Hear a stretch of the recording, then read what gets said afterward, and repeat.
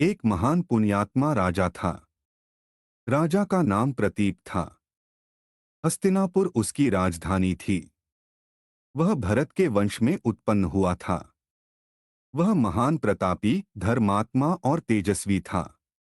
उसके राज्य में किसी को किसी प्रकार का दुख नहीं था। घर घर में सुख था, अखंड शांति थी। प्रजा राजा को परमात्मा के समान समझती थी। शीतकाल के दिन थे। दोपहर के बाद का समय था। प्रतीप शिकार के लिए वन में गया हुआ था। वह गंगा नदी के तट पर एक विशाल वटवृक्ष की छाया में बैठकर विश्राम कर रहा था। तभी कहीं से एक बहुत सुंदर युवती स्त्री आकर प्रतीप की दाहिनी जंघा के ऊपर बैठ गई। प्रतीप आश्चर्यचकित हो उठा। वह विस्फारित नेत्रों से युवती की ओर देखने लगा। युवती का सोने सा रंग था। उसके अंगंग में अनुपम सौंदर्य बसा हुआ था। ऐसा प्रतीत होता था मानो विधाता ने बड़ी रुचि के साथ उसकी रचना की है। प्रतीप ने युवती की ओर देखते हुए उससे पूछा, तुम कौन हो? मेरी दाहिनी जंघा के ऊपर बैठने का तुम्हारा क्या प्रयोजन है? युवती ने उत्तर दिया, महाराज, मैं गंगा हूँ। देवताओं के श्राप के कारण मुझे मानव शरीर धारण करना है। आप जानते हैं, नारी बिना पुरुष के नहीं रह सकती। मुझे भी पुरुष चाहिए। इस धरती पर आपको छोड़कर मेरे योग्य दूसरा कोई पुरुष नहीं है। कृपया मेरा वरण कीजिए। प्रतीप ने युवती की ओर देखते हुए उत्तर दिया, गंगे, देवताओं के द्वारा शापित होने पर भी तीनों लोकों में तुम्हारे समान कोई नहीं है। कौन ऐसा पुरुष है जो तुम्हें वरण करने से इनकार करेगा? किंतु तुमने एक बहुत बड़ी भूल की। प्रतीप अपने कथन को समाप्त करते हुए विचारों में डूब गए। गंगा विस्मित दृष्टि से प्रतीप की ओर देखने लगी। कुछ क्षणों तक मौन रहने के पश्चात प्रतीप ने पुनः कहा, हाँ गंगे, तुमने एक बड़ी भूल की। तुम्हें मेरी दाहिनी जंघा पर न बैठकर बाईं जंघा पर बैठना चाहिए था।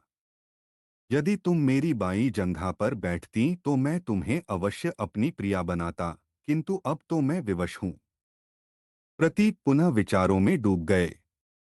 कुछ क्षणों के पश्चात उन्होंने दोबारा सोचते हुए कहा, गंगे, तुम्हें जानना चाहिए, पुरुष की दाहिनी जंघा पर या तो उसकी पुत्री बैठती है या उसकी पुत्रवधू बैठती है। पुत्री तो मेरी कोई है नहीं। पुत्र अवश्य है। मैं उसके लिए तुम्हारा वरण करता हूँ। तुम मेरी पुत्रवधू हो। प्रतीप फिर विचारों में डूब गए। कुछ क्षणों के पश्चात फिर बोले, हाँ गंगे, तुम मेरी पुत्रवधू हो। मेरे पुत्र का नाम शांतनु है। मैं तुम्हें वचन देता हूँ, वह अवश्य तुम्हारा वरण करेगा। प्रतीप की मृत्यु के पश्चात शांतनु हस्तिनापुर के राजसिंहासन पर बैठे। वे भी अपने पिता के समान ही पुण्यात्मा और धर्मात्मा थे। उनके राज्य में भी किसी को किसी प्रकार का दुख नहीं था। प्रजा उन्हें भी ईश्वर के तुल्य मानती थी। शांतनु भी अपने पिता के समान ही गंगा के तट पर शिकार के लिए जाया करते थे। वही शीतकाल के दिन थे। दोपहर का वही समय था। शांतनु उसी विशाल वटवृक्ष के नीचे बैठकर विश्राम कर रहे थे। सहसा उनकी दृष्टि एक युवती पर पड़ी जो बहुत सुंदर थी। वह प्रेम भारी दृष्टि से शांतनु की ओर देख रही थी। शांतनु ने अपने जीवन में ऐसी रूपवती स्त्री कहीं नहीं देखी थी। शांतनु युवती की ओर देखते हुए बोल उठे, शुभगे, तुम कौन हो? मानवी हो या देवांगना? न जाने क्यों तुम्हें देखकर मेरा जितेंद्रिय मन चलायमान हो रहा है। युवती ने उत्तर दिया, ठीक ही है महाराज। मैं आप ही के लिए हूँ। मैं देवताओं के श्राप से श्रापित गंगा हूँ। आपके पिता ने मुझे वचन दिया है कि आप मेरा वरण करेंगे। मैं आपकी सहधर्मिणी बनने के लिए तैयार हूँ, किंतु एक शर्त है। शांतनु ने गंगा की ओर देखते हुए उत्सुकता के साथ पूछा, कौन सी शर्त है गंगे? यदि तुम मेरी प्रिया बनो तो मैं तुम्हारी प्रत्येक शर्त मानने के लिए तैयार हूँ। गंगा बोली, महाराज, आपको मेरी स्वतंत्रता में विघ्न नहीं डालना होगा। मैं चाहे जो करूंगी, आप मुझे रोकेंगे नहीं। यदि आप मुझे रोकेंगे तो मैं आपको छोड़कर चली जाऊंगी। जिस प्रकार कांटे में मछली फंसती है, उसी प्रकार शांतनु का मन गंगा के सौंदर्य में फंस गया था। मनुष्य का मन जब नारी की सुंदरता में फंस जाता है तो वह सब कुछ करने के लिए तैयार हो जाता है। शांतनु ने बिना सोच विचार किए हुए गंगा की शर्त को स्वीकार कर लिया। शांतनु गंगा को हस्तिनापुर ले गए। विवाह करके सुखपूर्वक जीवन व्यतीत करने लगे। उन्होंने समझा, उन्हें गंगा के रूप में स्वर्ग का सुख प्राप्त हो गया है। उन्हें क्या पता था कि इस सुख के पीछे नरक का दुख भी है। कुछ दिनों के पश्चात गंगा ने एक पुत्र को जन्म दिया। गंगा ने उस पुत्र को जन्म देते ही गंगा नदी के जल में डुबो दिया। शांतनु ने अपनी आंखों से देखा, किंतु वे कुछ बोल नहीं सके। वे गंगा के सौंदर्य में फंसकर उन्हें वचन दे चुके हैं।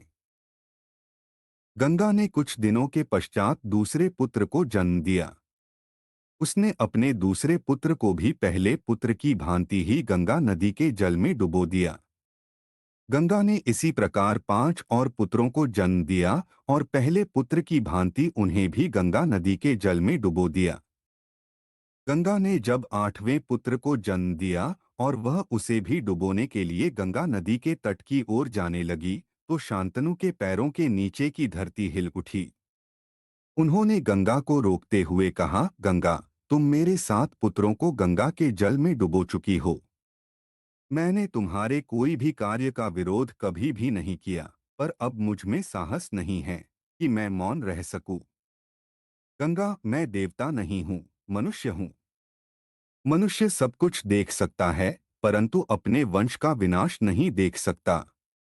गंगा, वंश चलाने के लिए इस पुत्र को तो छोड़ दो। गंगा बोली, मैं कुछ नहीं जानती महाराज, आपने मुझे वचन दिया था कि आप मेरे किसी काम का विरोध नहीं करेंगे। जब विरोध करेंगे तो मैं आपको छोड़कर चली जाऊंगी। महाराज, आप अपने वचन को तोड़ रहे हैं। मैं आपके इस 8वें पुत्र को लेकर जा रही हूं। आपको वचन दे रही हूं कि आपके इस पुत्र को समय पर लौटा दूंगी। यह कहकर गंगा 8वें पुत्र को लेकर अदृश्य हो गई। शांतनु गहरे दुहख में डूब गए। उनके सुख का सूर्य अस्त हो गया। वह पुत्र जिसे गंगा अपने साथ ले गई थी, 8 वसुओं में से एक था। ऋषि वशिष्ठ के श्राप के कारण वसुओं को पृथ्वी पर जन्म लेना पड़ा था। गंगा ने शांतनु को वचन दिया था कि समय आने पर वह इस पुत्र को लौटा देंगी। यही पुत्र आगे चलकर भीष्म के नाम से प्रसिद्ध हुआ, जिसने महाभारत की कथा में महत्वपूर्ण भूमिका निभाई।